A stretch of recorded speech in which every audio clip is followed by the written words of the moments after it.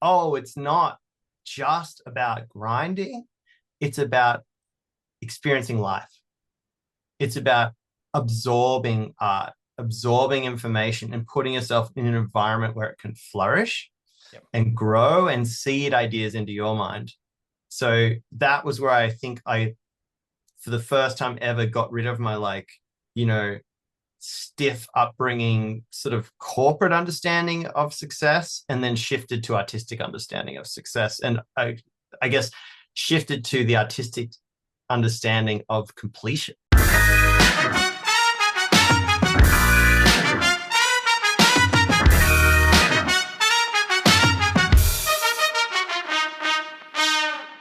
Welcome to the Funny in Failure podcast, a podcast that celebrates failure and shines the light on the emotional side of comedy and life with yours truly, Michael Kahan. Today's guest may be one of the most interesting people on the planet. Whether it's doing 250 shows in a year, training with monks, not staying in one city for more than 4 days in over a year and a half, exploring the world, or being a pioneer in his music space, Chris Emerson, aka What's So Not, has done it all. He's incredibly deep, reflective, and insightful. I was blown away many times during this chat, especially to hear how he created the Aussie Dance Revival Tour and how he helped so many artists get their name out there. It was really cool to hear. So What's So Not is an Australian DJ and producer. He's just released a brand new collaborative EP, The Quiet That Hurts, with visionary Dutch artist Buunshin, previously releasing their single Threads, and a luminous new single, Dancing in the Leaves, featuring Lucy Lucy. Emerging in the 2010s, What's So Not has evolved into an in-demand artist across the globe, renowned for his innovative and signature style that blends bass, trap, and melodic hues into a unique and unforgettable package. Releasing his debut album, Not All the Beautiful Things, in 2018, What's So Not resoundingly showcased his versatility and revolutionary prowess with tracks like Be Okay Again, featuring Daniel Johns and Goh, featuring Skrillex, building formidable momentum that would ultimately lead to a 2022 sophomore album, Anomaly. He's also spent his career collaborating with the likes of Skrillex, RL Grime, Killer Mike and Toto. He's traveled the world and headlined shows in Europe, North America, as well as Australia, and plenty others. He's also cultivated over 1.3 billion streams worldwide in the process. What's So Not is also touring Canada and America very soon, so check it out. So as you can imagine, we dive deep and we cover a lot, and we chat about surfing and what it does for his soul, his new EP, consciousness and deep chats with AI, Aussie Revival Dance Tour and helping artists, the state of the music industry, ego, jumping off the rocket ship, art and completion, quitting accounting, creating new sounds, plus plenty more. Before we could get into this chat, I would really love it if you would share the podcast, follow, like, subscribe, as it allows me to lock in amazing guests like this one and really helps the podcast grow. Thanks so much. Okay, cool. Let's get into it. We're talking about surfing, so maybe this could be a good place to start. What does surfing do for your soul? I think surfing helps you stay in the music industry and not lose your mind. And surfing also can be so extreme and confronting. It also helps you deal with the perils of the music industry by being faced with near-death experiences and whatever else may happen in it.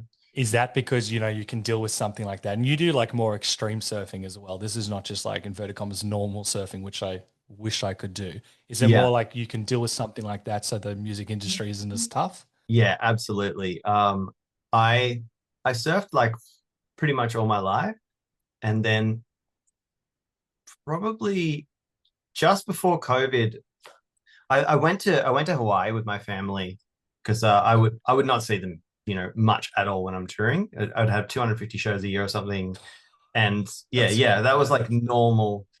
And so everything was blowing up in America, and I was like, hey, I can't come back from Christmas. I've got 7 shows across the week of Christmas and New Year's, and it's like, a third of my year's income is just in this week. I gotta do it. Yeah. Because of the way it's exorbitantly boosted around that period, all the New Year's parties and Christmas parties and whatever. Of course, yeah. And so I was like, what if we go to America instead? So it was like the first time I ever had some money, and I like flew the family out to America. Cool. I'd made this amazing friend in LA who house swapped with us. He came to Australia and stayed at our family home, and we stayed at his LA place in Silver Oh, Lake. I never hear of that. I only hear of it in the movies. That's Yeah, great. and Yeah. you can if you fly from Australia to America on Christmas Day, nobody's doing that, so it's like half the price. So I got Smart. family of four over to America. I got a house sorted. Um, Post everybody up there. You get to hang out Christmas. We all have to celebrate Christmas Eve. Yep. And then, so see all the family Christmas Eve. Christmas Day, you're just having fun, like down in the Qantas lounge, doing all this stuff, just this big, joyous family travel experience. You land and it's Christmas Day again.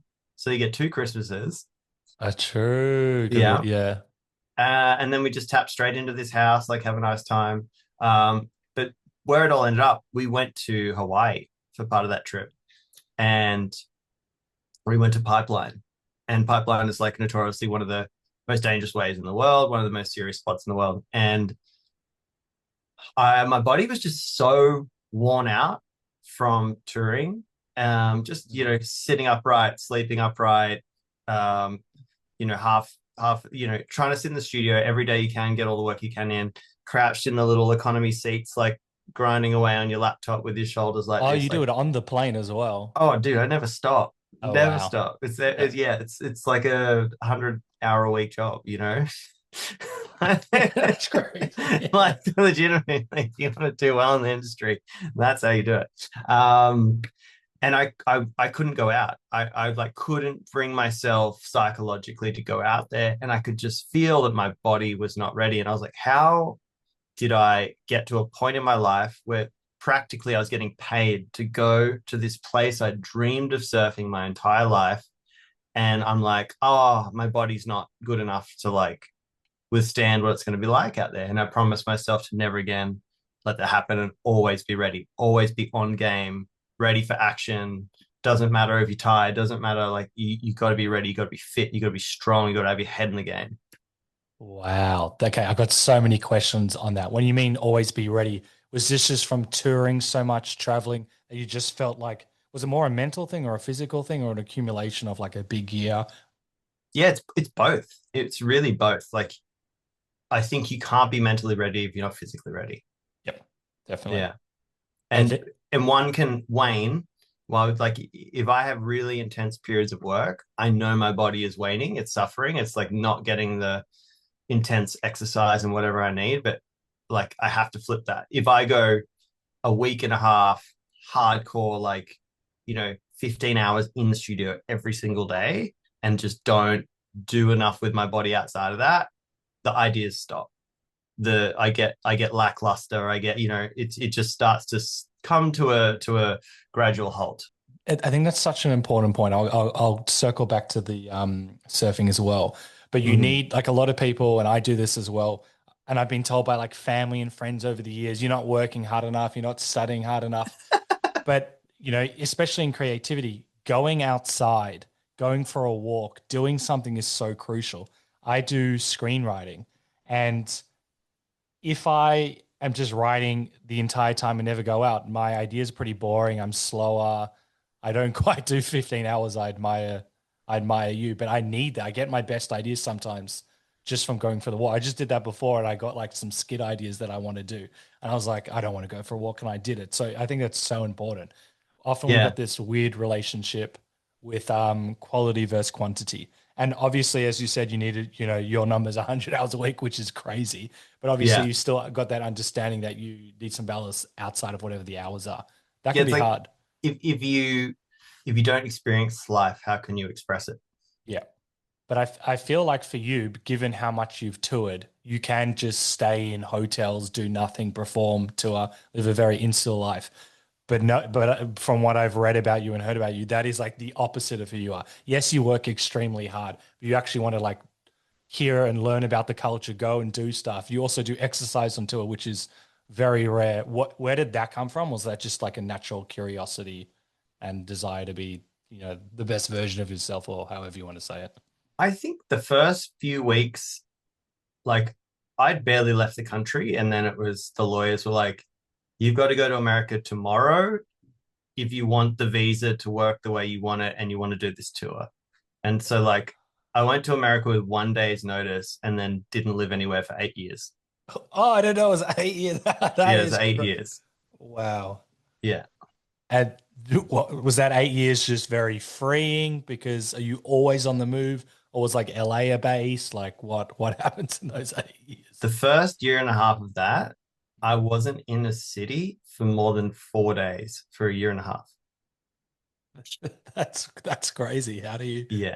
How do you stay grounded and Well, it was just, it was unfairly exciting and new. And I was on such like a rocket ship that, like, one day Skrillex is like, come play back to back with me at this festival. And then another day, someone's like, come stay at our villa in Nicaragua and we have a jungle studio where you can go surfing and like write music. And then Red Bull's like, hey, come to New Zealand and we'll put you up in the studio for a few weeks and rent a house on the beach and like send you in our drift car drivers like around the track at Hamilton and that's like amazing. so it's just like it wasn't I don't know I remember I took like 3 months off to write my first album and that was the first time I really stopped at all and it was still manic like I was still changing states or countries every like week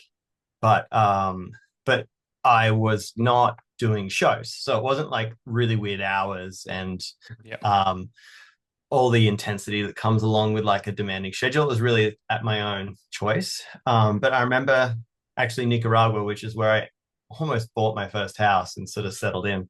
Um, That'd been I wild. realized my life was so manic that I wanted my home life to be quite recluse. I thought like, I don't need to live in a city. I work in the busiest, craziest cities in the world endlessly. I need my space to be a recluse where I can have some quiet and think. Um, Yeah. but I remember sitting in like it was like these beautiful little jungle shacks with Cool. this real like community commune kind of setup and sitting in the common area this one morning and I was like, oh, what's that feeling I'm having right now? That's really foreign. And I realized it was boredom. And I hadn't been bored in like 7 years Wow. because it was just go, go, go action. Like before music was kicking off, working 3 different jobs, working nights, working days, studying full time. Like it was just crazy, crazy, crazy. And that was the first day I felt boredom, in 7 years or something like that. And what do you know? Can you recognize it is boredom? Because I know it sounds like It ridiculous took to me a me. second. Yeah. I was like, oh, what's this feeling? It's not very nice. It's a bit like what's going on? And yeah, it was boredom. And what do you do with that when you experience boredom? How do you use that energy as a time to rest, or do you go, I have to do something? So when I felt boredom, once I identified it, I was like, oh, that's quite a revelation to have that I haven't allowed for boredom, which means I haven't really allowed for stillness. I guess boredom is stillness without intention. So you Yes. can have stillness where you are like, I am being still. I'm letting myself rest, let go. Maybe you're meditating, maybe you're separating from your thoughts and grievances and mind and ego and all this stuff. But I think boredom is an unutilized version of that. So as soon as I realized I was bored, I was like, okay, well, I'll let myself sit in this stillness a bit and go actively do that. Or I might go do something fun and enjoyable that's not work related. So it's just picking between the two. Isn't that crazy? Because you've described yourself as a workhorse and you're just touring all the traveling, all the work that you do. How, like, that feeling of just being able to do like nothing. Have you had many moments of just rest, peace and rest? I don't think I got moments like that really until COVID again. Mm. So it was another like probably 3 or so years before I got that again. And then post COVID, like I went and lived with, it was so beautiful. Daniel Johns asked if we wanted to come live at his house during COVID Yeah. and just so we could like keep sane and make music and do creative things and have fun. So I lived there for like 7 months. We made this insane punk rock album that just sounds like nothing else. And I got to play I hadn't played video games in like a decade. I got to play I was like learning how to play Battlefield, Call of Duty. Yeah. Like it was beautiful. I was just being really normal. I was going surfing. It was beautiful surfer. I was there in Newcastle. Yeah.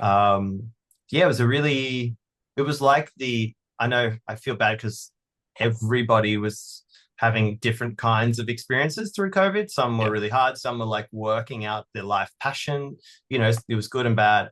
For me, it was like such an earned break, like a rest I really needed, Yeah. and a rest I never would have given myself. And honestly, as long as people had enough money to keep going, I think for everyone it was the rest they deserved. Yeah, yeah, I agree. Yeah, everyone's got different experience and their own experiences theirs. But you're right. Like Mm, for you, what you got from it, I also needed rest. There were plenty of mm, negatives, but I got like screenplays out of it. My podcast mm. kind of blew up because I had access to people that but potentially were busy all the time. It was wonderful in that regard. And we do live in a very busy culture.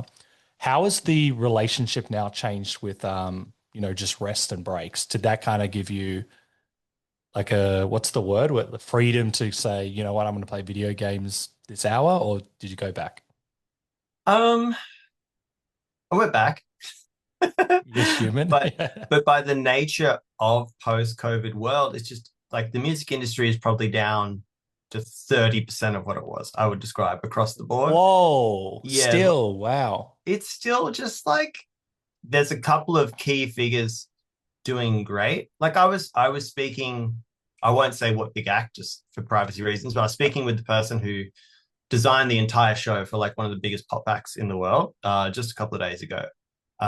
And he is very aware because he builds the shows for like emerging, breaking acts, and then the biggest acts in the world. He knows what money is coming in and how the budgets are getting spent. And he's like, yeah, the only people in the world making money right now are the people at the top.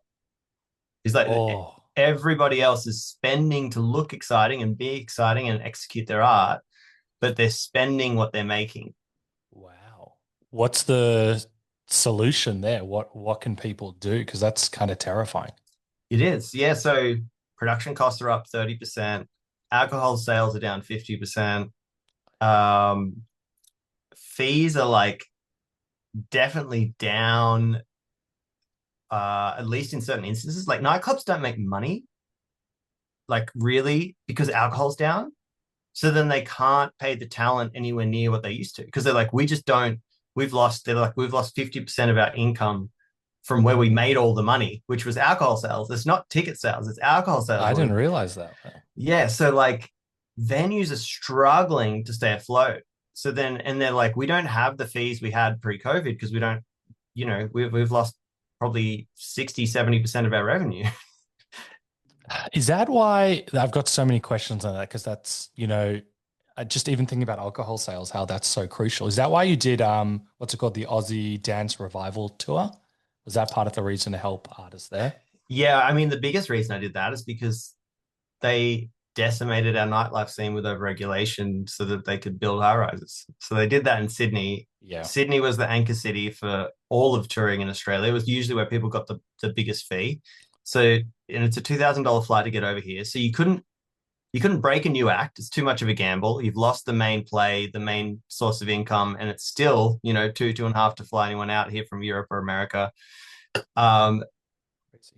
and then so we lost like what 156 venues or something in Sydney alone, and that was, I think, before COVID hit.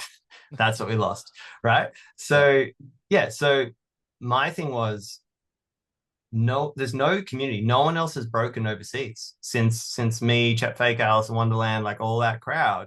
No one else broke in dance music because there was no community to build from to get the attention of overseas bookers, overseas managers, overseas talent buyers.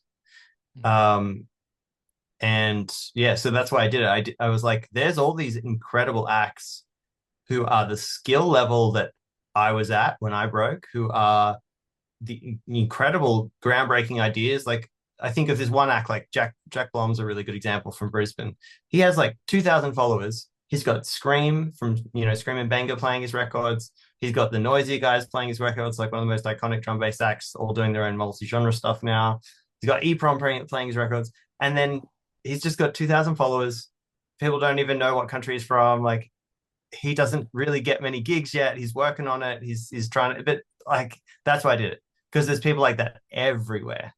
That I was reading about this, and we'll also talk about the Bunnings. I think you also do Bunnings as well, which is hilarious and a great idea. But it's one thing to, obviously it's impacted you and it's impacted the industry, but a lot of people, and I know you're not built like this, where they don't necessarily want to share in the abundance. I know you're all about building community and collaborating with great people, but a lot of people, when they have success, they just want to keep it for themselves. And I just found it really inspiring that, it's not just about you, that you want to help people grow and rise together. Very rare. And you've probably seen all types of people. I know you collaborate with the inverted commas, the good ones, but you've seen plenty of, you don't need to name anyone, agents, managers, other collaborators, all these other people who might not have the inverted commas, the purest of intentions, but you've gone out to like help the whole. Explain that to me. I love it. The shared abundance, very rare. Tell me what springs to mind. I mean, it first came about like I wasn't aware how bad it got. I knew about all the, lockout shit and all losing all the venues and but then I came back to Australia, I think, to do like a fun little regional run that I had. And I just called my agent because I'm on the time zone. I'm like, hey man, what's up? What's going on? And he was really sad. And I was like, dude, what's going on? He's like, man, all the biggest festivals in Australia have cancelled. So we don't get commission for like, all these acts just playing the big festivals they usually play. So we might have to lay some people off. Because like, and then the infrastructure of the people that get people work is falling apart. The venues fall apart where people play. Like, what is left? There's nothing. And that was literally it. It was like 5 weeks until I was coming. I could like take some time off and come back again. And I was like, why don't we just throw this like little club run? I'll just play the smallest shows possible. I don't really care. I'll choose the whole lineup. We'll hit every regional town in Australia. I think I came back. It was called the Dance Revival Tour. And I was coming back and hitting like 15 or 18 venues across Australia, just taking like a lot of them, taking really tiny fees and making sure that was spread amongst everyone. Everyone got a little piece. I brought like a little Osmos camera and a little iPhone holder so that every night I would film every single person's DJ set. When I got back to the hotel at night, I would upload all the clips so that they would upload overnight. And then when I'm on my flight, I'm like self-editing the hype things that happen that night. I'm sending all the files out to all the young artists who probably couldn't afford, like, you might get paid 200 bucks or something if you're just a local DJ or whatever. And you can't afford to pay a videographer 400 bucks to come to the show. They're like, here's your clip. Here's your viral little moment. Here's something crazy that happened. Sending that to everyone every night. And it was like such a grueling tour. But I was this, and the only way I could afford to do it too was like I couldn't bring any crew. I had no tour manager. I had no driver. I was like driving myself between interstate gigs. I was, self-editing all the footage on flights. So I was doing all this different stuff.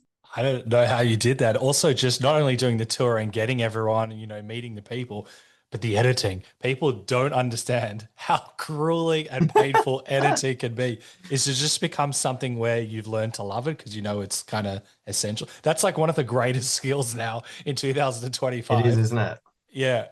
How are you just part of it for you? Like I've got a love hate. It's an unfortunate, like necessary evil of the work. Like some of it, if something funny happens, you're like, oh, this is a banger. Yeah. Like this is a low lift, big win kind of piece of content. Yeah.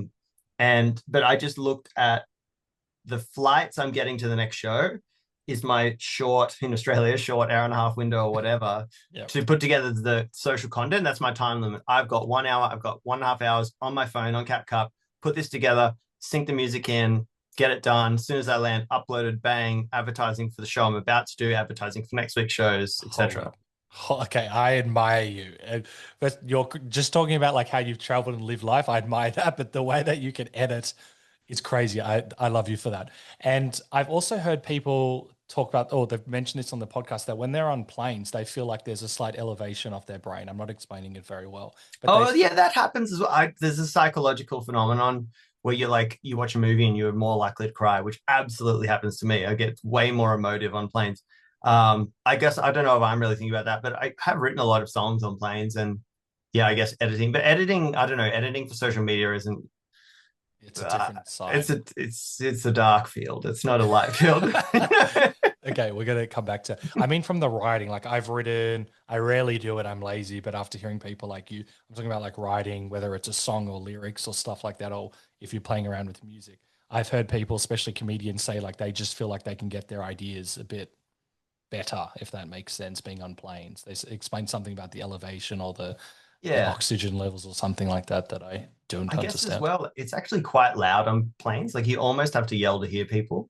Mm. So there's like a subconscious noise field, which I think helps people with focusing. Like if you have a really loud fan next to you, you find it easy to sleep. If there's Like rain, irregular. yeah, if there's rain pouring down, um, you find it easier to sleep. It like dulls all the other noises and helps you like hone in on whatever you want to do. So there's Yeah. that element. There's something about the elevation away from the earth that seems to have this effect on people. Oh. Um, and then also up until the last few years, there was no internet. So you're on planes and it's like, oh, I've got nothing to do except think. Yeah, which is it's a rare luxury in Mm. this day and age. Just to tie off the Aussie Revival dance tour, what was it like seeing some of these artists that potentially have not, performed much and just seeing the joy that they got and the experience was, well, how do you describe that? Oh, it was incredible. Like this one guy in Bendigo, um, he was like, I've never played a gig before. And he had made so many amazing originals. And he was so excited and like playing all these records and like all his friends and family and everyone came down. I was like, you have this person in your city Yeah. and they're not like even working in the city they're from. And then you look at there was young kids like Ali James went on to be the main support for Sarah Loundry when she came and did her tour, and she's playing his records. And he's another like 1,000 follower kid that got I think was doing his first headline shows just after I'd put him on that tour. And Oh. you got Jack getting played by all these people. You've got a bunch of the kids in Perth just absolutely ripping. And then I think it was cool as well, drumming up such a storm with all of this that Bunnings thing caught on right at the Mm. same time. That was part of the dance revival. And then getting on TV and getting on in the newspapers. And then I think sometimes people outside of the dance music industry don't know what's going on. And it was like, hey, we're all really struggling, and not like, hey, everyone's struggling. Like we've been decimated by overregulation, and this is a giant, important economic thing for the Australian economy. People overseas think that Australia is boring. They don't come here as tourists anymore because I know young people everywhere in the world are like, oh, we've heard it's no fun and everything shuts at 10 o'clock. And I'm like, yeah, you're not wrong. Like outside of Melbourne, that's pretty much how it's going. Do you think they'll ever, because when I went to Sydney, I've been plenty of times, but I was young and I was clubbing heaps at that stage. And then they're like, we're not going to any of these clubs and stuff. They close. I'm like, what do you mean they close? Like in Melbourne, I was going like 3 times a week. Didn't matter Mm. what time it was. And I was like, that doesn't make any sense to me. And then it just destroyed like different social groups because people couldn't meet out and do that. I just couldn't believe it.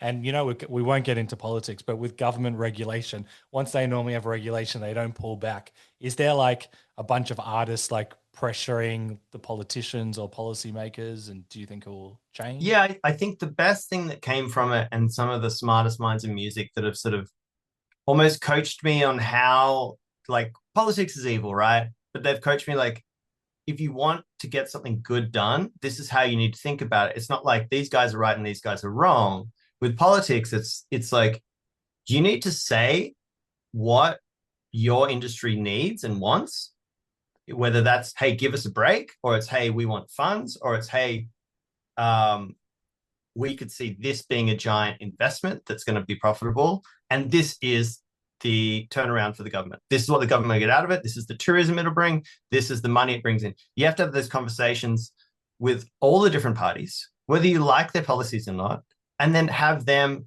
fight to win your vote. That's how it actually works. It's not like these are the good guys, they believe in environmental. It's like, no, you need to go to the bad guys and have them fighting for your vote and them fighting for your vote. And then hopefully you can go with the good team. Yeah. hopefully. And if they don't come to you and they don't support you, you need to be like, you don't get our support just because we believe in your causes. You need to earn our support. And that's like such an interesting thing that I learned about politics. And it's quite dark. It's like, it's just the way it's the way that governing in a Western world works. My last comment on like politics, someone told me at school, like the politicians, whether they believe it or not, they'll just look at data. So like what you said, for example, and be like, is this favorable or not favorable? It's like, we have no opinion. They probably do. We're just doing this because we think we can get votes. It's a very bizarre system. But Yeah, anyway, they literally have actualists yeah, who study the data on how to get the votes in different regions of the country. That is how it works. They yeah. don't, there's very few of them that actually care. And usually the ones that care don't do very well. I know it's a very, very bizarre system. Um, Back to the Aussie Revival tour because this is Dan's revival. I love it. What was the spreadsheets like? Because you would have had to go through so many artists. I heard that you did like over 500 like tabs of the Excel spreadsheet. Tell me what Yeah. that looked like. As a Uh, previous accountant, that scares me, and I know you were one as well. yeah, it was a lot of work. Like it took me a full 2 weeks of like, hey, this is what I'm doing almost every day for 2 weeks. So there's 200 hours. So it's like 200 hours of work. And yeah, it was exciting. It was honestly, I was like enjoying it because I was getting inspired and Mm, it's like, whoa, I didn't know this person lived in Australia. I'd never heard this style. And, it qualifying like what genres were sort of filled out. And then even like I was hitting up friends that run, Deadbeats and Sable Valley and all these like artist run labels in America that everyone wants to sign to. I was like, hey, you should check out this kid, you should check out this kid, you should check out this kid. oh, amazing. People are coming and doing Australian tours. This was a big part of it too. I hit up a lot of the overseas managers and like James, like Dom Dollar's manager and a bunch of artists that are all touring. Like, hey, check out this list of like 400 exciting acts in Australia. Here's the ones in your category for your artists, and go have a look at them if they're going to be good for support for you. And a bunch of people got tons of work out of it. That's so brilliant. And that's something you can hold on for the rest of your life, knowing that, potentially help someone. That's an amazing, congratulations. Did you ever think, we're both accountants. Did you ever think that when you're an accountant that you would be in a position where you could help support so many artists? Spreadsheets were good. No, Yeah. That's why you I, did it. it's so funny. When I worked a desk job, I was just doing music as a hobby. I was like, I love music. I want to do this more than anything. But I didn't have anyone in my life that had ever done the arts as a career. It was not like even Right. an option I thought on the table. But I just kept going, kept going.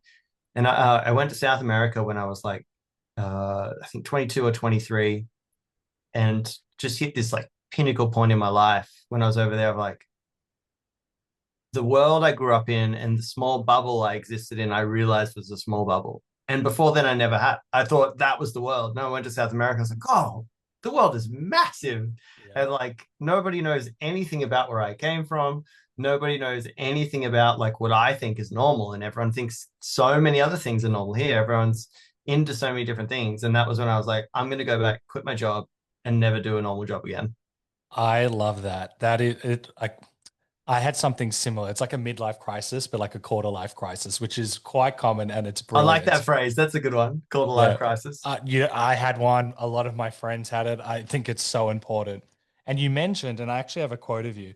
You said nothing in your childhood pointed you towards a creative career. Every step of the way, I was deterred from being creative. And isn't that Yeah. interesting? Is that more from the schooling system, the systems in place, family, friends, or just you never thought creativity was an option? Can- I think it was simply because nobody around me growing up had ever tried. Yeah. And nobody in my schooling thought that kind of thing was a good career. The only people in the creative fields were creative teachers, and they didn't even seem happy doing their jobs half the time. You know what I mean? Yeah, yeah, yeah. Like, yeah, it was like that's the extent of it.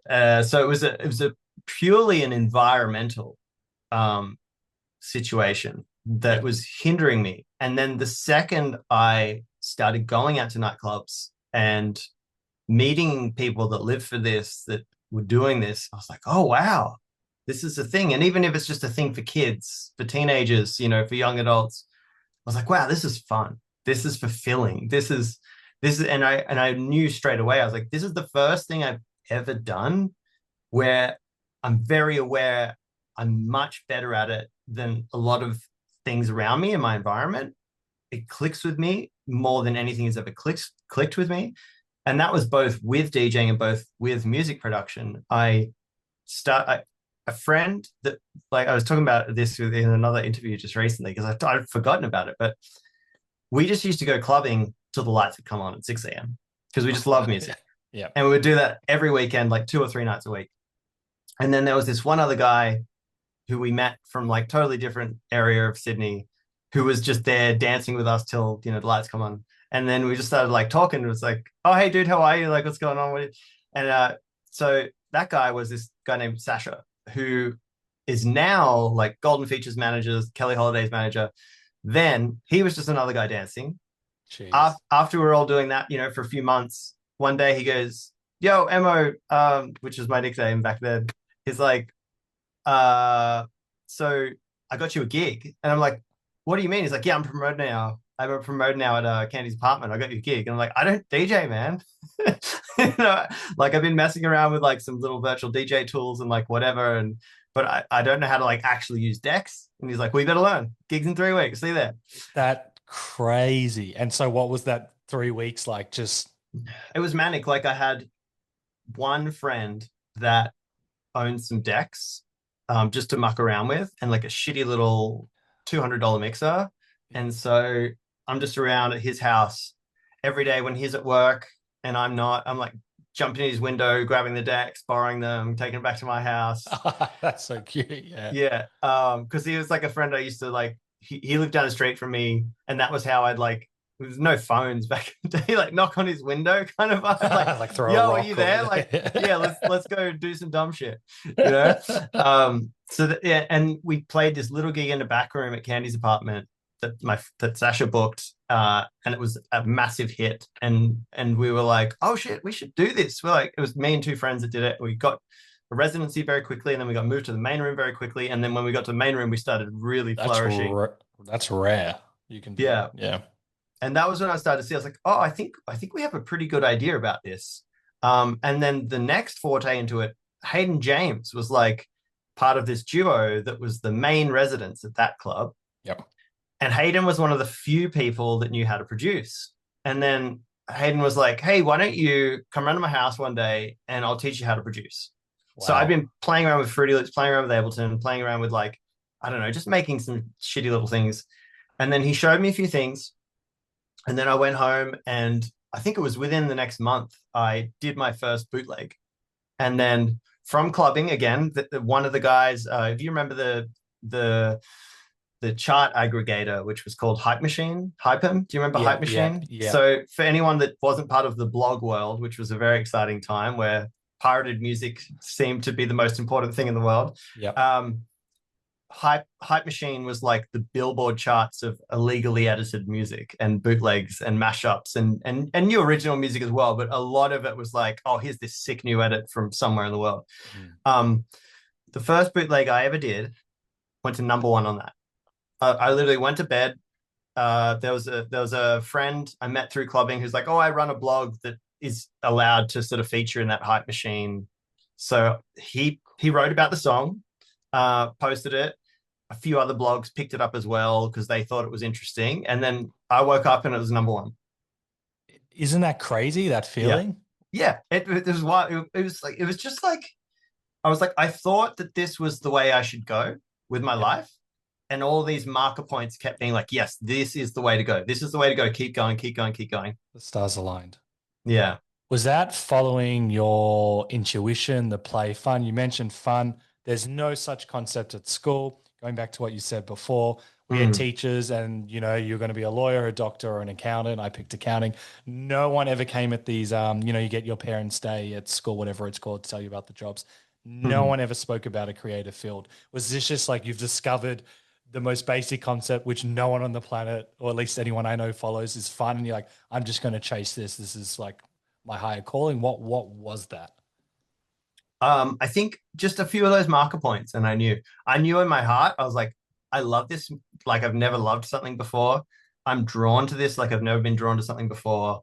I I seem to be quickly excelling at this. Like I did so many sports, so many different things. Went to university doing science, like did psychology, Oh, did biology, did like all this stuff, and nothing. I never like really grabbed to something, I was always like just, middle of the field on it. And yeah. this was the first thing I was like, oh, I should do this. And I have a strong belief that we all have that. It doesn't even need to necessarily be a profession. We've all got that, like, I don't know what the word is, calling, that fire of something within Mm, us that we can do.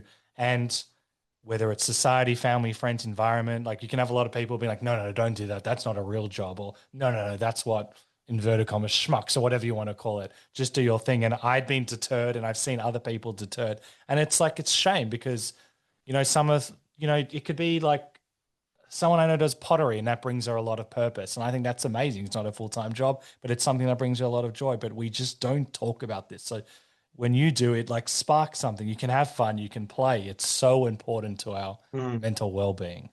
Yeah, I think the world needs to shift from the hobby being the side project to the hobby being the main project. Mm.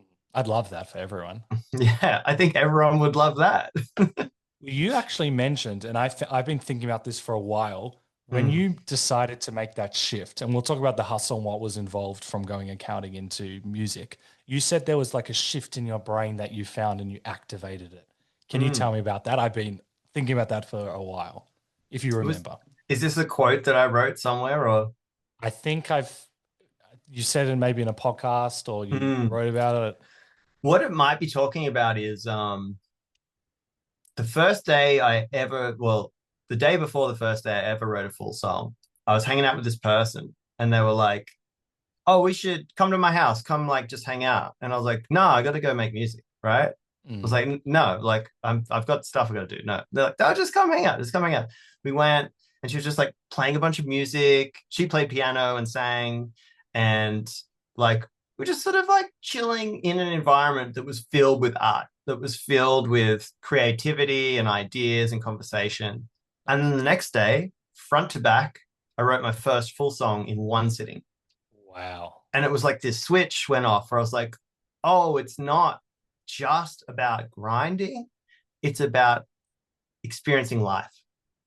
It's about absorbing art, absorbing information, and putting yourself in an environment where it can flourish Yep. and grow and seed ideas into your mind.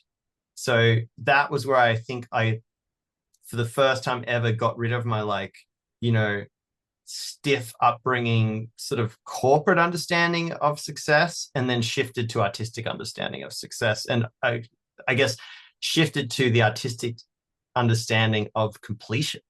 Oh, interesting. Do you mean in terms of like a lot of artists, they can get a lot of ideas and it doesn't come into completion and they're just playing in, Yes. and because it's using one side of the brain and not necessarily activating, that accounting brain and merging the two? Yes. A lot of the time, we half bake the idea and lose confidence. We have self doubt. We are unfocused or uninspired to complete. And in the music industry, nothing has value until completion. And it's somewhat of an economic way to look at it, but it is an economic world. Yep. And if you want people to hear what you do, you have to finish it. You have to form it in this great and grandiose way that costs money to do, that costs, I guess, people backing you. It's the cost of True. someone believing what you do is valuable. And to believe what you do is valuable, they have to hear something completed to back you. And did that shift things for you? Because I've also got all these ideas that, this is really speaking to my soul. I've got all these ideas there where it's like 80%, 90%. Did that kind of change things for you? Because I know you've spoken about having like 1,000 at one point in your career, like 1,000 songs that you hadn't, completed. Mm. Yeah. I think 80 and 90% finished, that's valuable. Yeah. It's the 30, 50% finished that's like, okay, it could be this, it could be that, but it's not anything just yet. But Yeah. when you're at 80, 90%, that's when it's like, this just needs a mix down, a bit more thought, maybe someone to come and play live piano on that one part, and then a good marketing idea and a good music video idea. And then that is bang on. And hopefully, if you are making great work and you've got a bit of buzz about you, you don't even need the marketing. You're just like, oh, I'm on right now. People are already paying attention, and this is one of my best ideas. I back this. Let's just put it out. Amazing. And how did you come to that conclusion about, you mentioned confidence, self-doubt, uninspired, and there was another word that I've already forgotten. Was that through conversations, figuring it out, mentors, accumulation of? I think just accumulation of, I think coming up in this industry, making a sound that was very different and very new, it immediately gave me access to so many figures that I looked up to because they were like, oh, wow, what are these kids doing this new thing that we've never heard? Mm. How do they do that? What's in the sauce in that? And then they would come to me and they would be picking my brain. And then inversely, I got to pick their brain. Oh, that's brilliant. I love that. I want to talk about that because I know you're quite a spiritual guy and how you see things. I'll tie off the accounting because this is really interesting. I think you've described leaving accounting as one of the scariest things you've ever done. And it's, we all have that, some of us have that choice in life where do I do accounting or do I do music? Do I do it half-assed each? I know that Mm. you're working as an accountant and still performing like 4 days a week. That's tough, making music. Can you tell me about that? Because it's not easy in inverted commas to quit something that your life, put it to the side and create this new adventure. Can you tell me Mm. about why that was the scariest thing for you? Yeah, it wasn't about leaving accounting as much as it was leaving the framework as what I understood as how things were done. And I know many artists that work as teachers, that work as tradies, that work as whatever. They're all in the same boat. They're like, oh, I know if I just keep doing this thing, I'll get my salary, I'll get my benefits, I'll get my whatever. It's scary to stop that for something that makes, a fifth of the money and is hard to really turn a profit on. Yeah, and it makes like no sense. How's it going to happen? It's not linear. Like as an accountant, you generally, if you're okay at your job, you generally keep on going up, get a bit of a pay rise, all of that. The framework for, and not a lot of people find, and I understand it, very challenging because you don't know what each day is going to be like. So when Yeah. you first quit, I know you got set up on that gig and you had other gigs, and then you do probably some less favorable gigs, which we've all done, like strike bowling and stuff. What were some of the That was other literally what I was doing. Oh, yeah. I was so I was really lucky. There was this manager at a local pub that saw me doing some cool stuff around Australia and wanted me to bring it to our local area. And he was like, can you run an event for us doing dance music upstairs? And I was like, absolutely. Did that. Great success for the first couple of months. But like any event, like it sort of fell off, it lost its interest. I was still like just emerging. I wasn't like an exciting draw card yet. So then he was like, look, this is falling apart. We're going to stop doing that. But I've got a gig for you downstairs. You just have to play like 90s hip hop for 6 hours straight. And I was like, okay, that's nothing of what I do. But he was going to pay me $500 to play on a Oh, Thursday yeah. night.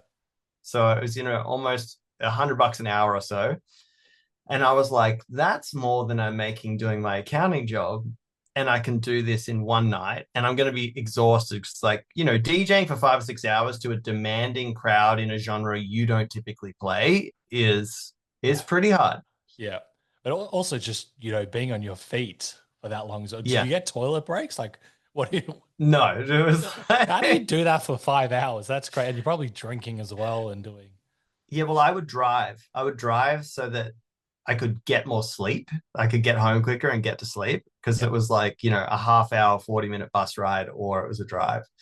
And like, because I didn't live in the city either. Like when I was playing in King's Cross and Darling Harbour and wherever it was in the middle of the night when there's no train, like there's no trains that go to my area. It's like an hour and a half bus to get back.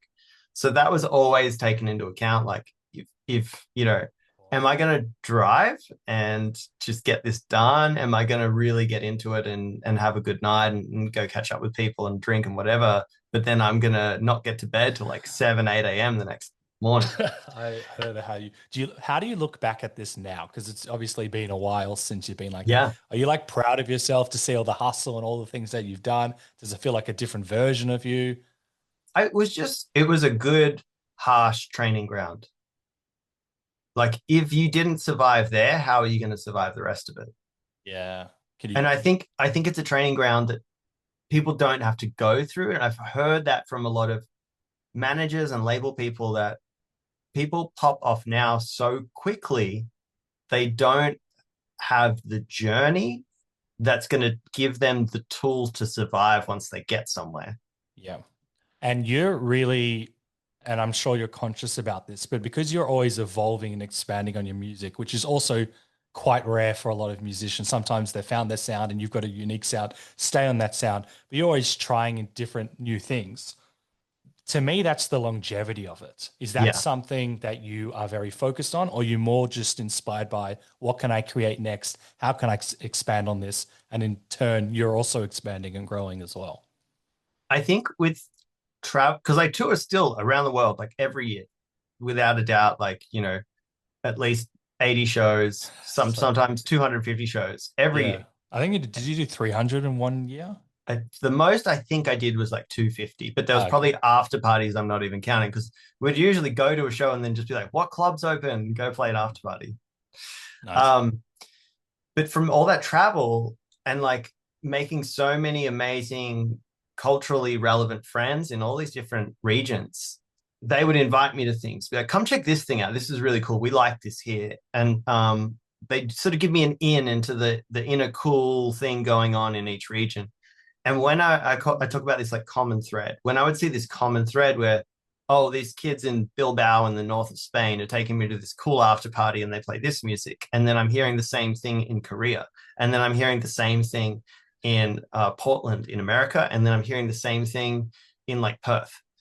I know that this is a sound that is breaking without these cool areas knowing anything about each other. Yeah. And it's obviously very different now with algorithm based feeds. Stuff gets around so much quicker, but that didn't used to exist. That never existed. It was this weird, like a subconscious sort of field that was projecting onto people in all these different spaces where they all seem to just understand this is a cool thing that's happening right now. We're into this, and not knowing how connected that was in other places. That's such an important point, the connection. As you said, playing on one side of the world and then another side of the world can hear it. What's the monkey banana experiment where monkeys figured out how to open a banana and they were in one island, and then once they figured out on a separate island that had no contact with the monkeys just somehow on that island knew how to, peel the Really? bananas. Yeah, it was like a consciousness experiment. That blows That's my really mind. interesting. I Yeah. wonder if that is a time versus practice ideology or like a download from the universe I ideology. actually think based on how I remember it in a framework, a download from the universe. Because I think they just, I could be getting this wrong, people. Please Google it. I think they were training the original monkeys and gave them bananas. And then the second monkeys, they just handed them the bananas and they knew. I can't really remember, but it blew my mind. Stuff like that. And also you Mm. would know when you see something popping off in two completely different type of potentially music cultures. Seeing like, okay, if that works in Korea and that's going to work in like Spain or whatever, that would excite you. Is that Yeah, like, yeah, yeah, absolutely. That's why I change what genres I make because I'm yeah. like, this is the cool new thing. It's going to be big in about a year and a half. So I'm going to start learning how to. I'm going to try and start mastering it now. I'm going to work with people who I think are the best in the field now, so that by the time I put that out, it's like game on. Do you find like maybe not at this stage, but maybe earlier on from like record labels, managers, agents that they potentially want to keep you in a box? You are this guy, you be like this, or we don't know how to market you.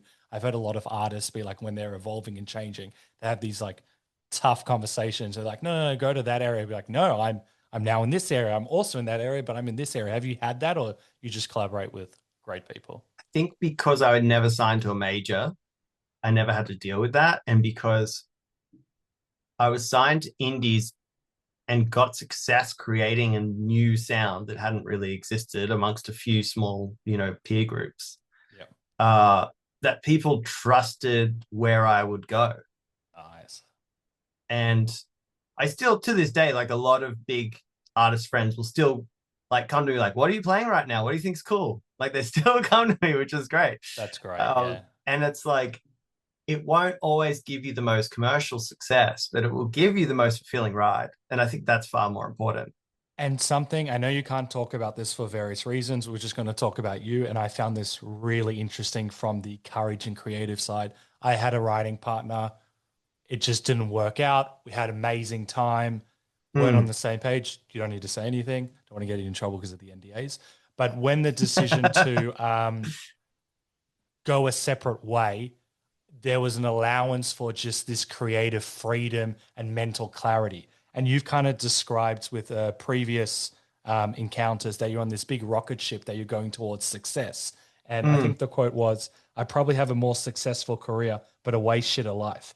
It was the scariest thing I ever did. And I think that's brilliant because, Mm. as we alluded to before, you could see all the money, the fame, all of that, but that's not necessarily you. You're in it for the music and the love and the joy of your life. Can you Mm. expand on from more the creativity and freedom side of? Yeah, I think you'll get that all along your career. You'll see a path and you'll understand what it might bring, but at what cost. And it was Yes. it was on my way up to, potentially the stratosphere of this music industry. I was like, I don't want what I see that is. I don't want the things around that. I don't want the compromises you have to make and the deals you have to make to go there. And I don't want to be that person. So I jumped off the ship and then made my own way. You know that's rare. Like I'm sure you've met so many people where, maybe they're with records or other people, all of this stuff, and they can't be them. And just hearing a little glimpse into your story, like you are all about authenticity and doing the Mm. best that you can. That is very rare in all fields. Do you look back at that moment and just go like, I'm really proud of myself? Like, yes, you could be in like three mansions, smoking cigars, doing whatever, but do Mm. you just go like that? Because that's scary. As we said, accounting was scary. This is scary. How do Mm. you look back at that? Is it just like, I honored myself. I'm I authentic. haven't honestly I haven't thought about it like that because to me there was no other path. Ooh. It's Yeah. not like I'm proud of myself. It's like, no, there's no other way. That wasn't a life I wanted. Mm. So yeah, and like you're saying, I probably know people that have gone, yes, I do. So many of my friends who are massive, massive musicians hate the music they make.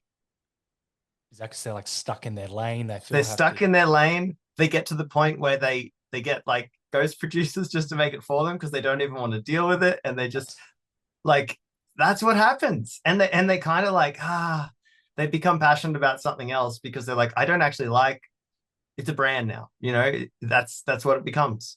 And it's like fair enough, it's like a business for the 20 people that are part of their project, and they all want to keep it going, and they're like it's something they just live with. But I'm like, I can't live with that myself.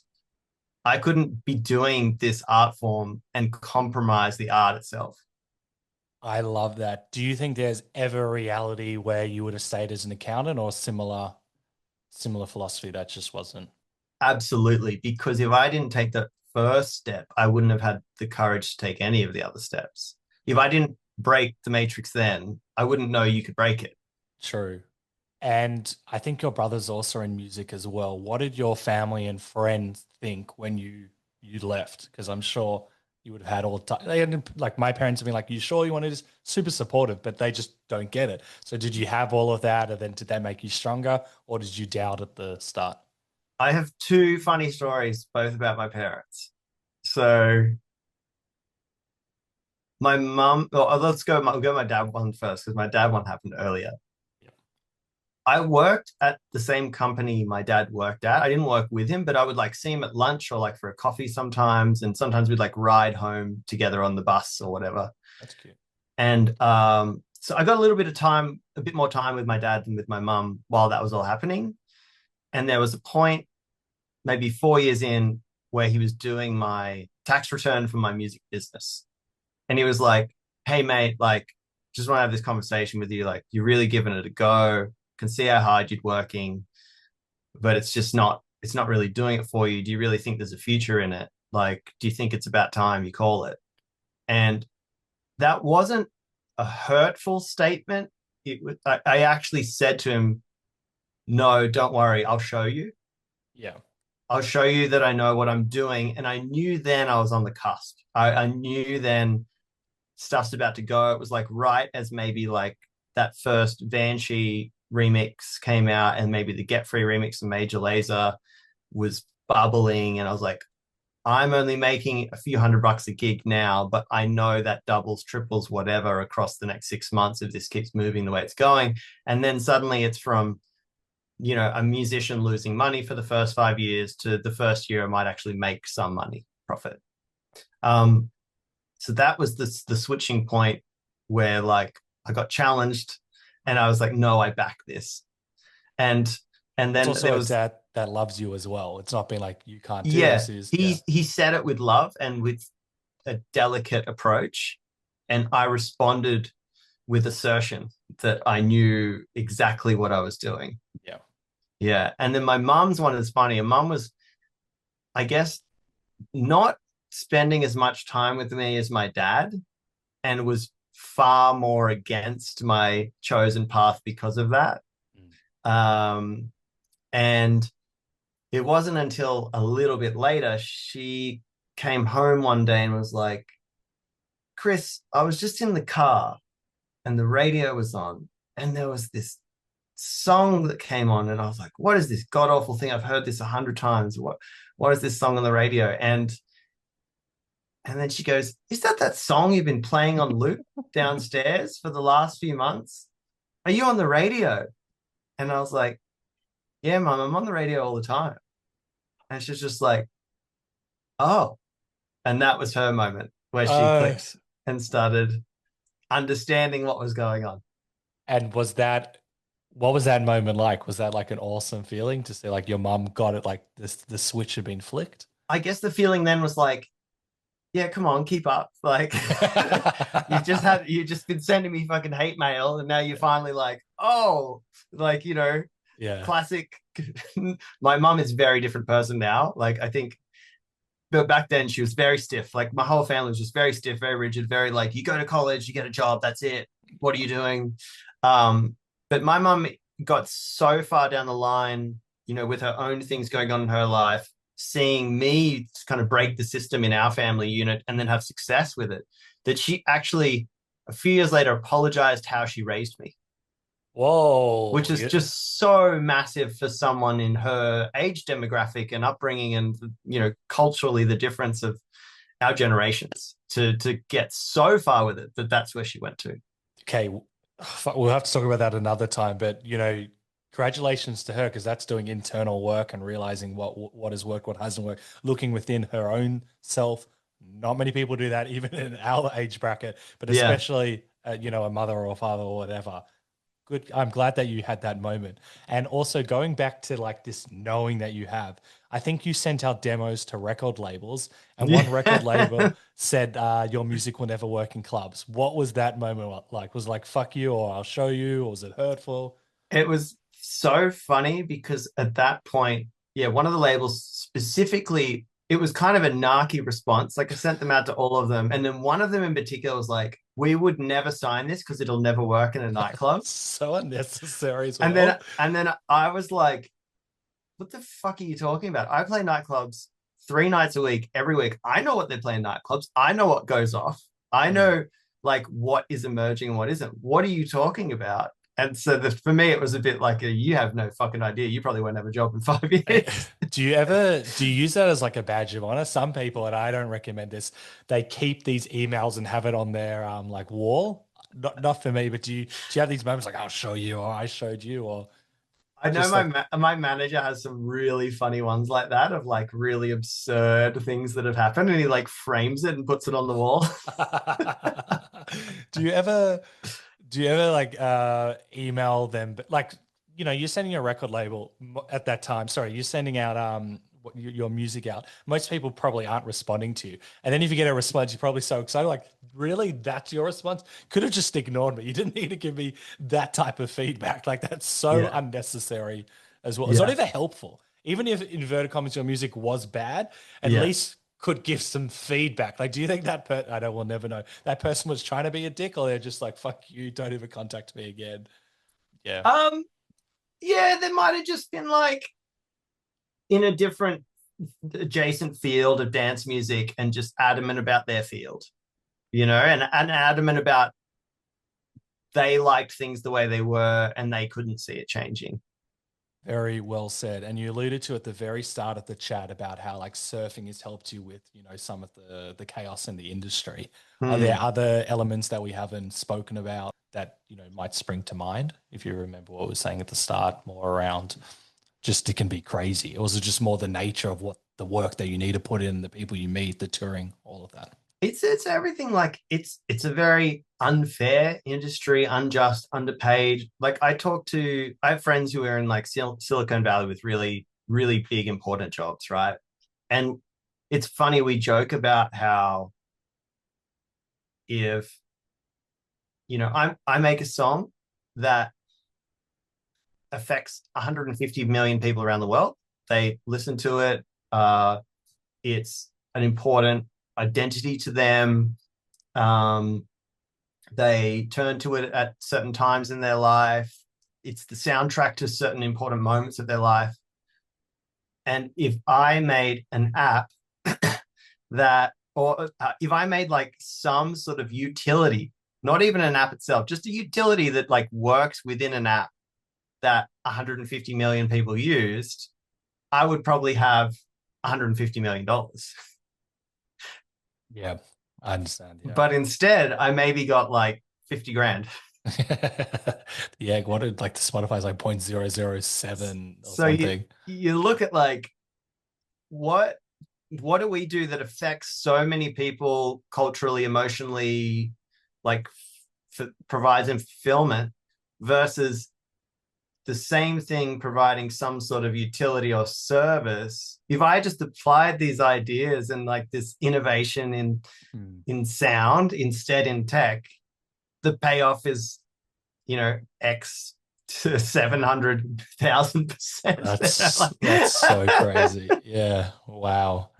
Does that annoy you, or that's what it is? You can only go back to what works for you. It I think only now with the way the industry is the first time I'm like, maybe I should put my brain into something else. Now is the first time I'm like, it's such a grind for people, not only on my level, but at the start, in the middle. Like, it is such a grind, except for a few big people in pop, a few really big standouts in dance music. Yeah. Or it's just with the way algorithms work, everything is very monopolized. It's like, Yeah. okay, people like this one thing. Let's not point to the community around that, the culture around that. Let's point everyone to that one person, like in that particular field, and then the community is like down here, and the Yeah. one person is like way up here, and the disparity there is how algorithms are functioned. It's like, don't bet on the 50% thing, bet on the 95% thing. Yeah. Can also be quite lazy in a way because it is, I understand like the model, but if that's your algorithm, you want to like some inverted commas, smaller things can be way more exciting than the very popular thing, which is also exciting. It just Hmm. seems like basic. Does that make sense? Absolutely. Yeah. So I know you also did a post in 2020 about, finally taking a break, and we were talking about COVID as well. And you were questioning everything, whether it was music, you lost music as well, you're in back pain. This is a very loaded question, but how did you kind of rebuild yourself and rebuild the love for music at that time? Well, I think through COVID, living at Dan's house, we made music that whole time with no commercial agenda. We were like, this is how we feel. This is what it sounds like. And I think that was, you know, inadvertently the most freeing experience I could ever go through. And in terms of the rebuilding, because of your back, you lost music. was this like a period of just, as we said, rest, get into flow, go back to the inverted commas, the basics, relook at, maybe some belief systems, ego, all of that stuff, which we all have. Mm. Anything that springs to mind?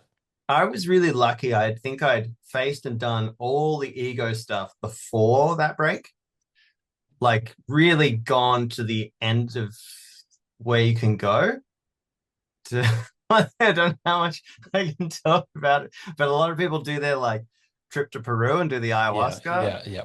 I did somewhat of an equivalent of that, and my revelation was very different to a lot of friends, where mine was you are not going to get the answers with any substance.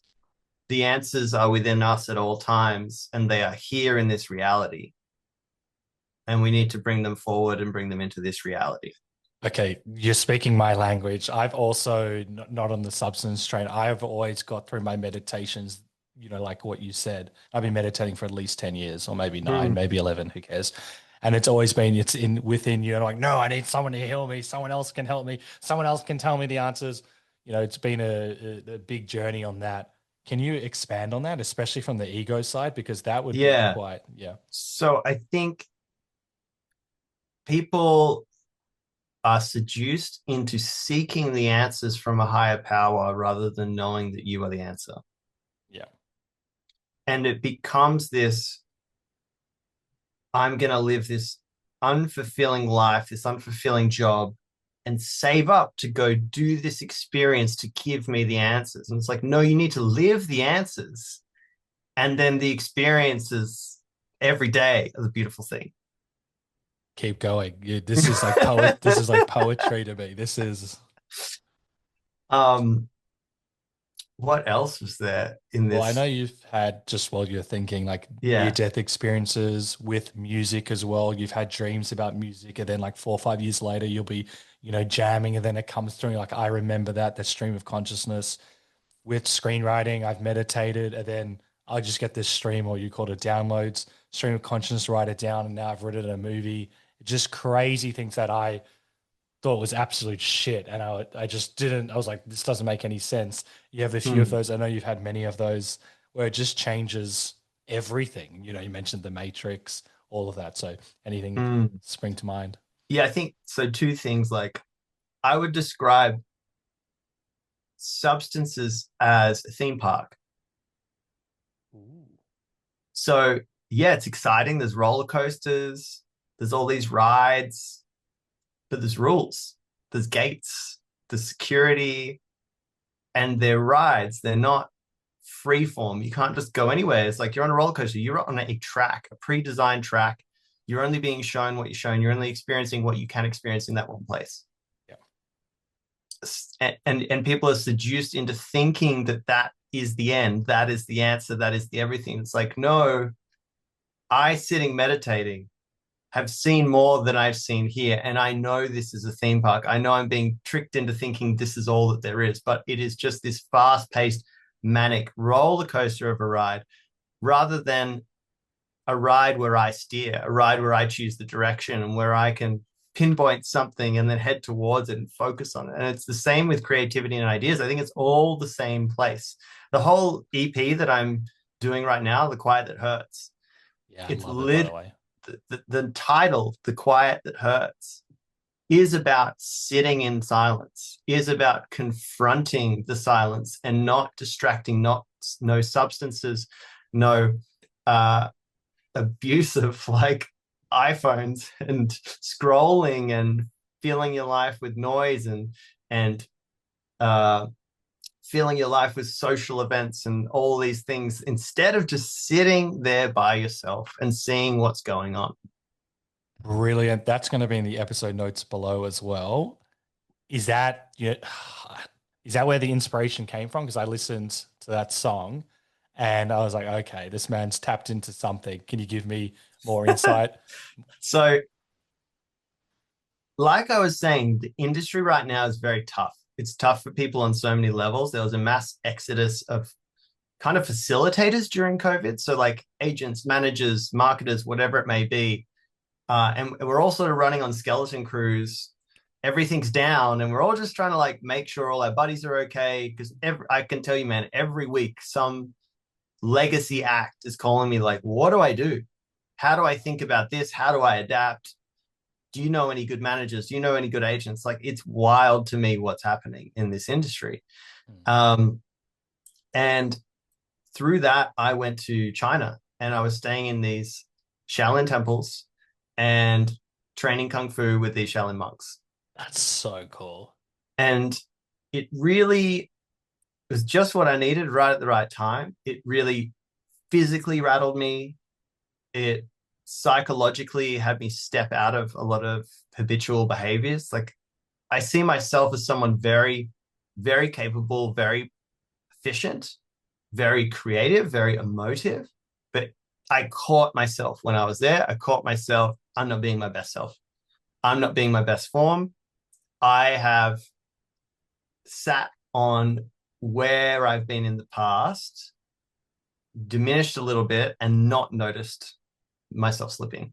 And being here has rattled me to my core again. And the second I got out of there, I was like, why am I looking at my phone so much? Why am I scrolling around this BS instead of utilizing all these tools that we have right now? And so the first thing I did was like, Grok, ChatGPT, all this stuff. We've never had that before in the history of the universe, where as much as it's not quite right, where in history have you had access to something that understands all the known texts around the world at your fingertips? Why am I not looking up these things that are very factual, that are very like, all these stories, all these tales, all these scriptures, all these things? So I started asking it really,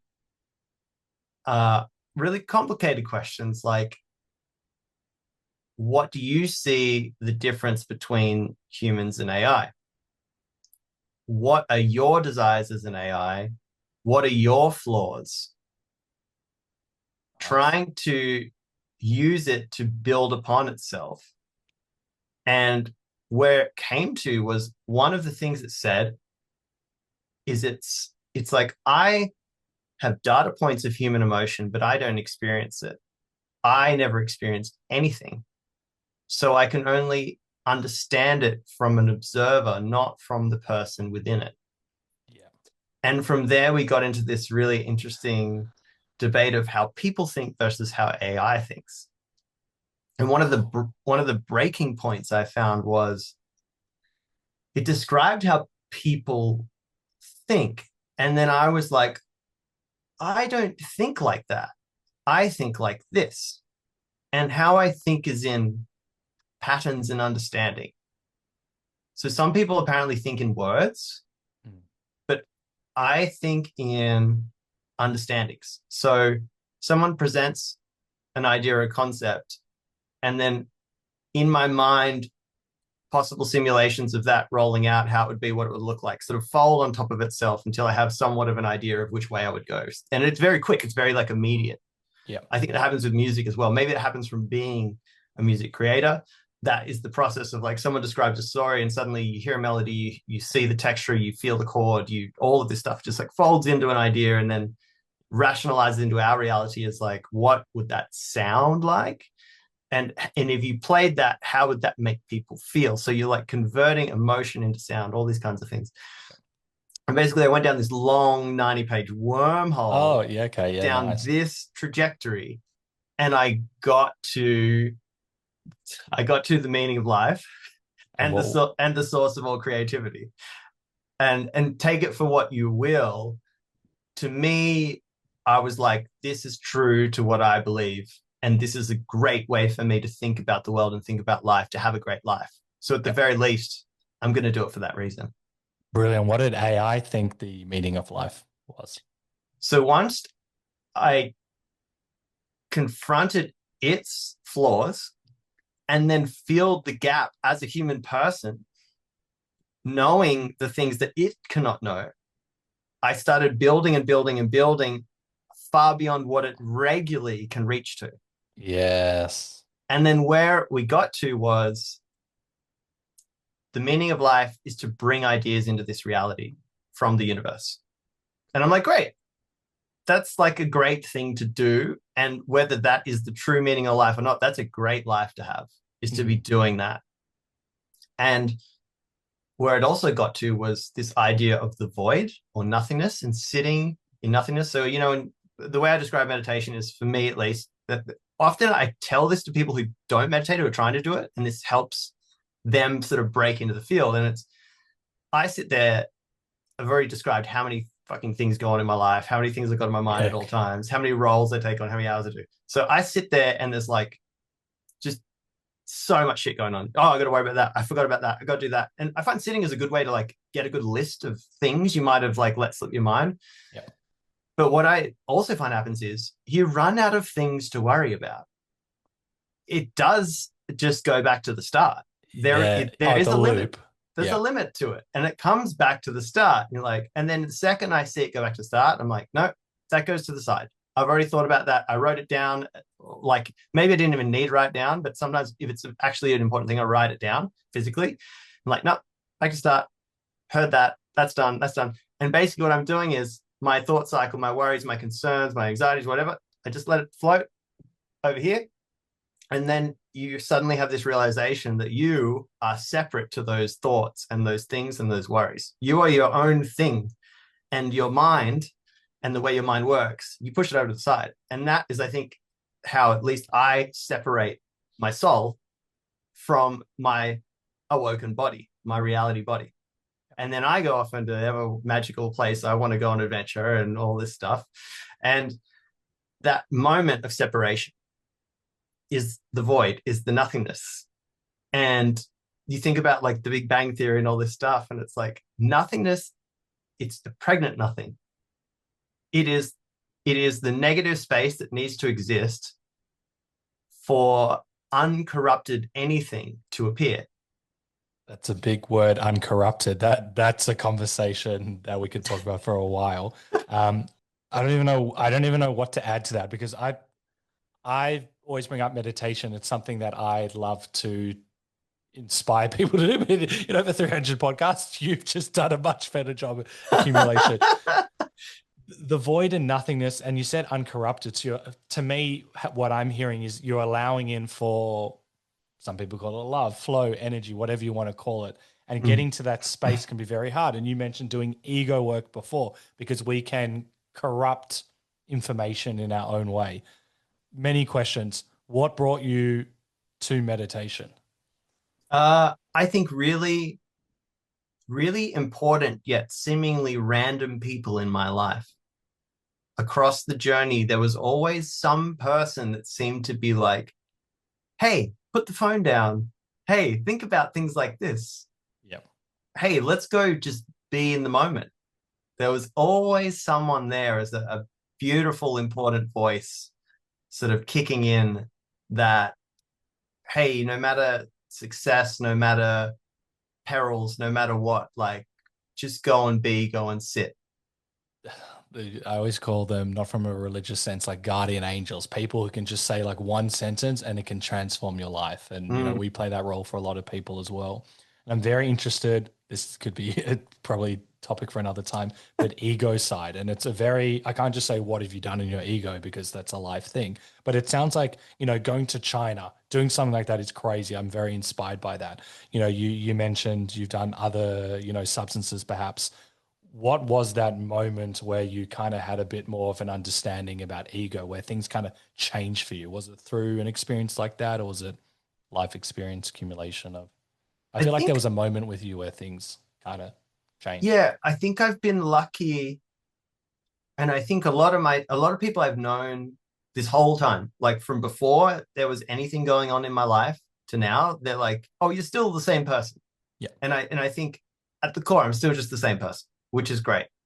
And it's nice to hear that occasionally, because I don't even know, I can't even remember. But like, oh, you're just the same person, just like you've done all this stuff and you can maybe do it faster and you think clearer. And but like, so I don't think I really ever had a trouble with ego. I think some people do have trouble with ego, but I was like quite small when I was younger, like as a figure. Like I didn't really glow. I didn't, like, I was quite anxious, and like, so I didn't start with ego.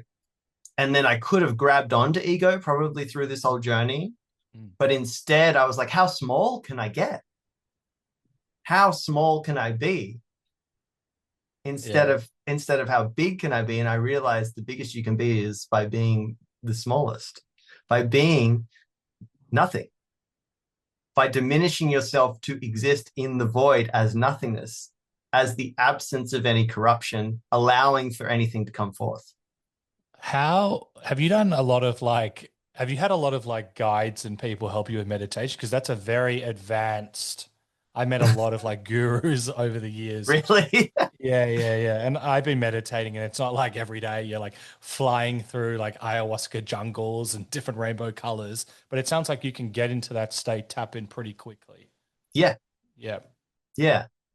Uh, Yeah. Tell me I've your I've had secrets. I guess I've had a couple of, like I said, just certain people at certain times that said certain things that I think kept me on track. But there was it's really like some people walk in a room and they want to be the biggest thing. They want everyone's. I like to walk in a room and be in the corner and be the smallest thing. And then usually at any type of event, any club, any whatever, I usually find myself in a group of one or two people having the most prolific conversation. And it's like, I want to be the smallest thing so that I get the real, I want to get what is really on offer here in this space, not some bullshit, not some fame, not some wow. I want to like have a conversation. And it always seemed to just get gravitated towards these one or two people in those spaces. And we have such an important conversation, changes how I think, changes how they think. Maybe it sets something amazing up for the future. Maybe it doesn't. Maybe it's just the conversation itself that keeps me on the right path and probably puts them on the right path. Well, I've always thought like at a party, and I have been the loudest person many times in the room, but now I always find, as you said, the best conversations happen in the corner of the room when you can really connect. It's not like a Mm. 10-person conversation, but it's something about having a really heartfelt conversation. You might not agree, but if it's coming from that place of like, I respect you, you respect me, but it's higher than that. You feel that. You can carry that on, not just for days. It might go seep into your subconscious, but that transforms your life. And to me, Mm. I never had conversations like that, like very few, Mm. only since probably like after school. And I'm like, what is this feeling? Very long story Mm. short, you probably don't know what this is. I studied kinesiology, completely changed how I see the world. And it's all about subconscious and how what are your subconscious beliefs also do with physical pain, chemical, all of that stuff.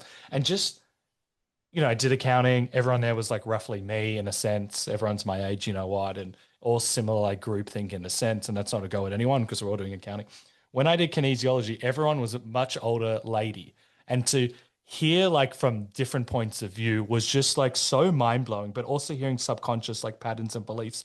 And every day I came out, I'm like, what is happening? I've got like goosebumps. There's just like this excitement and this feeling, and that just transformed my worldview. And you, given all your touring and how you see music, you get that all the time. Mm. I just absolutely love that. I'll ask the last question on that because otherwise we'll talk about it for too long. What drew you to doing Kung Fu in China, and how did, I know you mentioned a friend or something, but that's still that's something very unique. I haven't heard anyone do that before ever. So, I promised myself once I did this work on my mind and myself, I promised myself I would learn a martial art because I think part of bringing whatever you want to bring into this reality is being able to stand your ground with it as well. yes. And that is making sure you can hold your own in a conversation and not ever have a conversation in fear. And sometimes that means you need to be very strong and very capable. Do you mean also in the sense of like, this is my belief or this is what I want to do? Maybe having conversation with an agent or even a friend or a family member. No, no, no. This is how I feel. This is how it's going to be done type thing. Like I believe in this. And if you're a bit flaky, it's not going to happen. Is it more like There's there's part of that, and there's part of people trying to overpower you because you are intentionally being small. go But on? yeah, so if you're intentionally being small to not take up space in that room, there is occasions where you need to defend yourself at that size. And this Yeah. is how you not necessarily physically defend yourself, but have the capabilities so that you know you can stand your ground despite choosing to be small. That's very interesting because I've also done martial arts, but it wasn't from like a philosophical. It was like Krav Maga. How can you stomp someone's head in? I don't, not for I know me. about that. That form is like the Like stomp his head in my heart. yeah, That's like a different.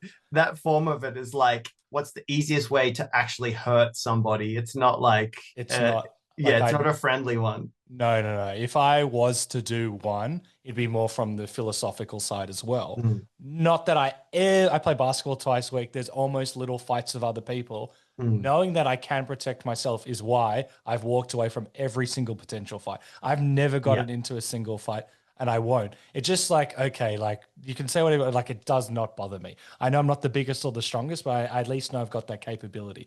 And Mm, I think someone throw a glass bottle at my head at a club, just walk away every single time.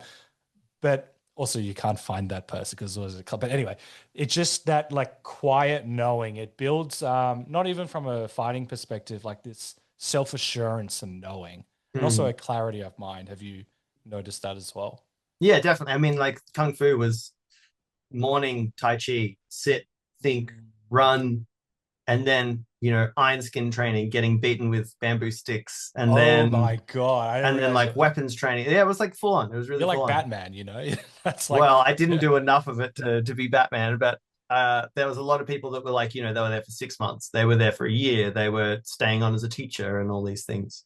But I I think what really happened after doing that, after the whole experience, considering the void and all these things, uh, I've always believed this, but even more so after that, that we as creatives, we are not the doers, we are the allowers. ooh. So we don't actually create and write the things that we do. We allow for them to happen. We just become the channel, and we have the skill sets in motor skills and knowledge to convert those ideas given to us and bring them into this reality as sound, as art, as paintings, as literature, as whatever it may be.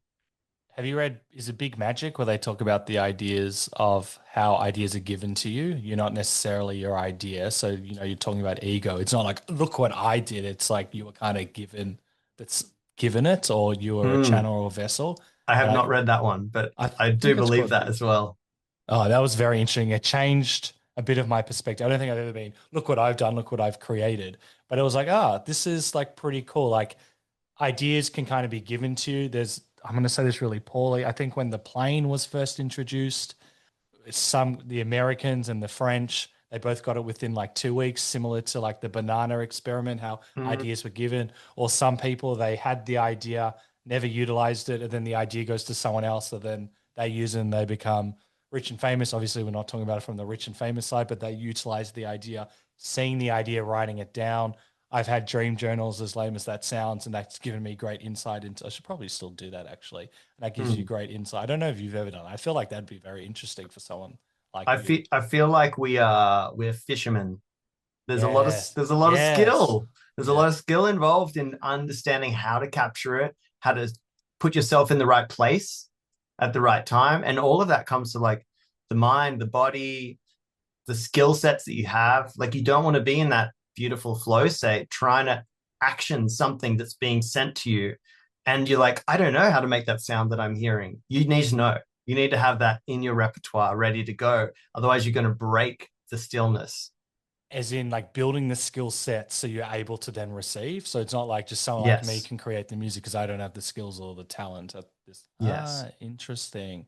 I like that because then it's all about leveling up. I'll ask you two questions before we go, and you've answered this. What inspires you now?